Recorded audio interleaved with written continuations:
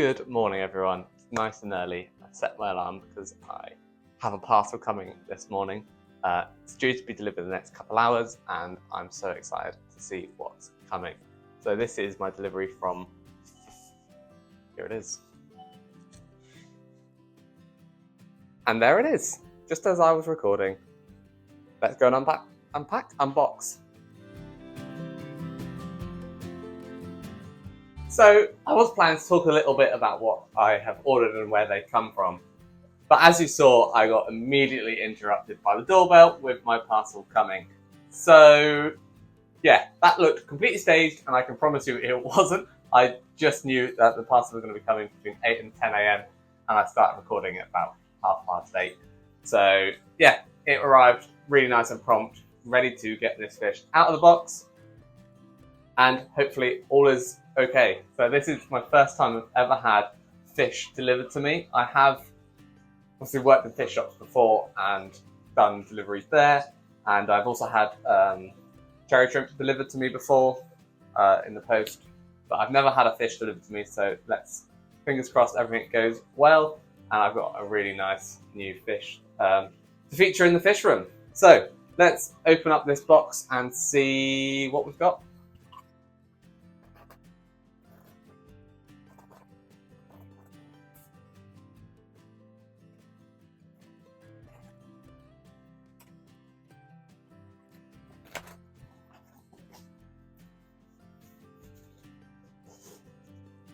In a polystyrene box with a heat pack, which is still warm, which is a good sign.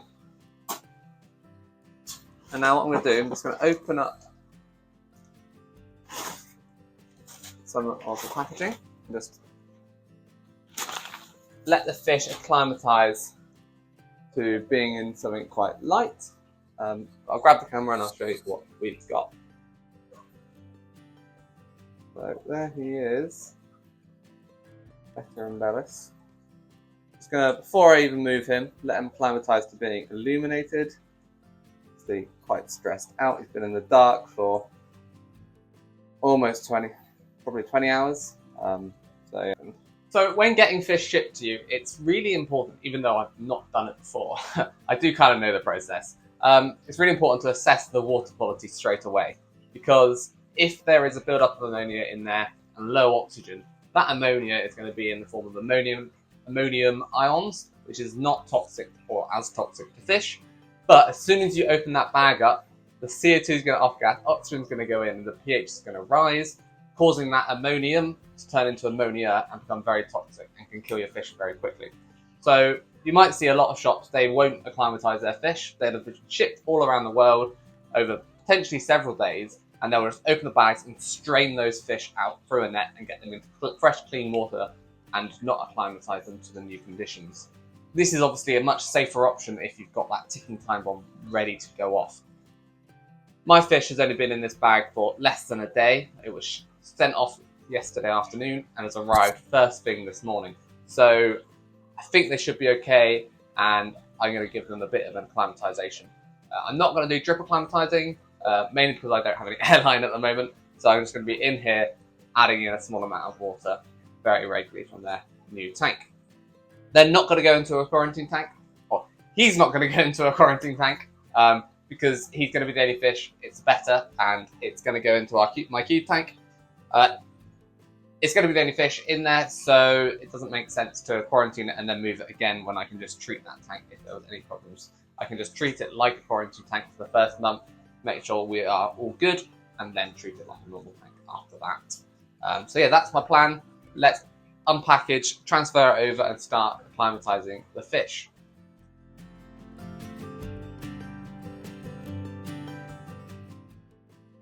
So there he is. He's quite a good size. I was expecting him to be a little bit smaller, to be honest, so that's interesting. Yeah, as you can see, quite stressed, doesn't have any colour, but he is healthy and yeah, survived the journey, which is the important thing. So this Better Embellis is UK tank bred.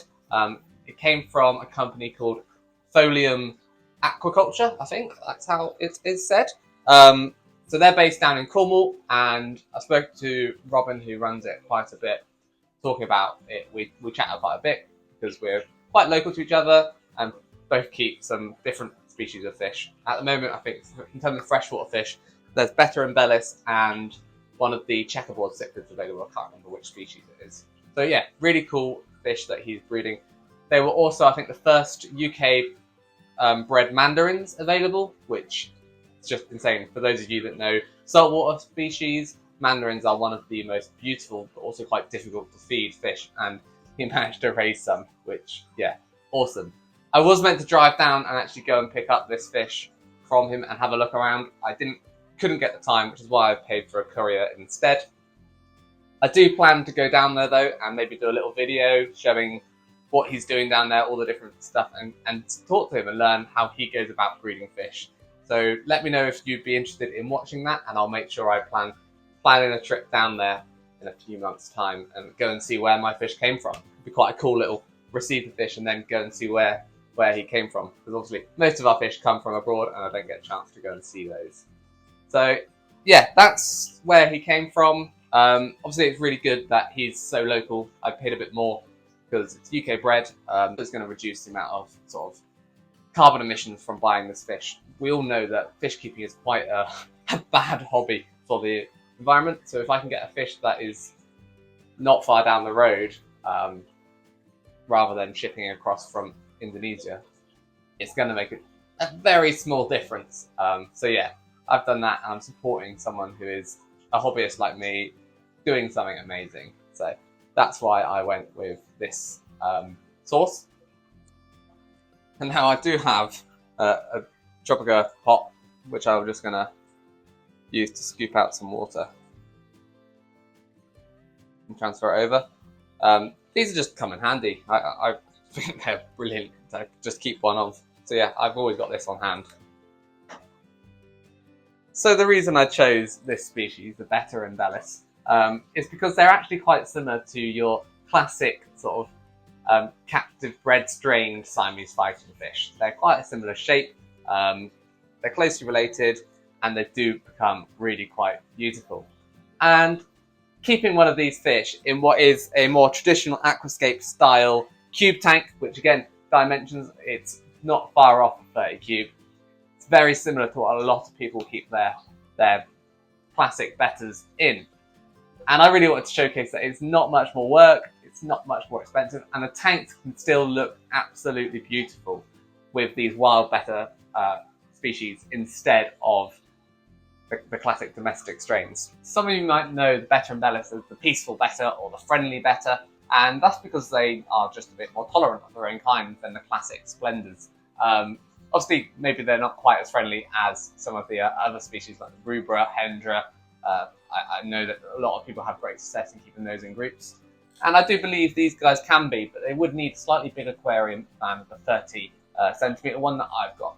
So I only ordered one male rather than a pair or a group of them. In the future, if this goes well and I get a bigger tank, then perhaps I'll look at trying to breed them. But for now, I just want to showcase a species and just have a bit of a pet, really. Because a lot of my fish are not so characterful, they don't have so much personality. And these ones, I mean, you all know, bettas definitely have personality.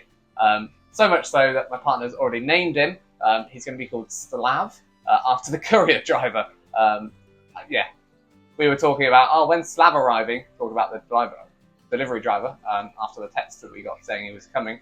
And that's just stuck. So yeah, he's going to be called Slav, and he's the only fish that I have that has a name. So he's already a special little guy. So I did say I would film the Betta and Bellis that evening when he arrived, but unfortunately that evening, well, I never really saw him again once the lights came on, and so I never was able to film him and add it to this video. It's been about a week now, or actually I think it's 5 days since he arrived, and the only time I get to see him is when I leave my phone recording the tank, feed the tank, and then leave for 10 to 15 minutes. I can come back, look at the footage, and he's out and about, happy, feeding, and all of that. So clearly the presence of me in the room is too much at the moment, and he's just not coming out, and he's staying tucked away in the plants underneath the wood and out of view. So today what we're going to do is I'll give him some baby brine shrimp because I've got some to give out to the fish today, and I'll leave. I'll position the camera slightly better so I can hopefully try and get some better quality footage, and I will show you him finally. He is looking quite colourful now. He's getting the blue and the red markings, and yeah, it's starting to look a bit more like what all the pictures online look like.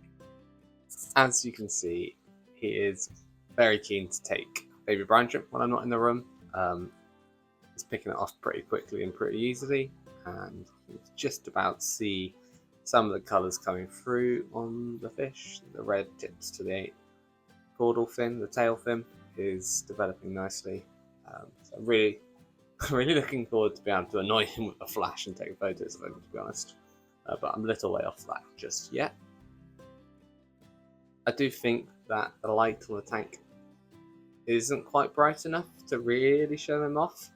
But equally, I know if I go too bright, he's going to sulk even more. So once he settles in, it might be time to upgrade the Aquil LED to maybe ONF flat nano or similar sort of higher end nano lights. So, I mean, yeah, obviously this isn't the ending of the video that I was hoping for. I was hoping to show you some really great close-ups and macro shots and things like that, which hasn't happened yet. So what I'll do instead is I will produce the deep dive video on Betta embellus, what the species is, why they're amazing, where they come from, diets, and all those sorts of things later on, once he's settled in and I can get some really good footage. Obviously the main reason for it will be just to share a beautiful fish, but over the top I will give you some information about the species more than what I have done today. So yeah, other than that, there's not much else to say, I guess. Watch out for some shorts. In the meantime, I'll try and get some of that as soon as he's settled, and then once I've got time to do a deep dive video. Thanks for watching, and I will speak to you all soon. Hopefully lots of exciting things to come.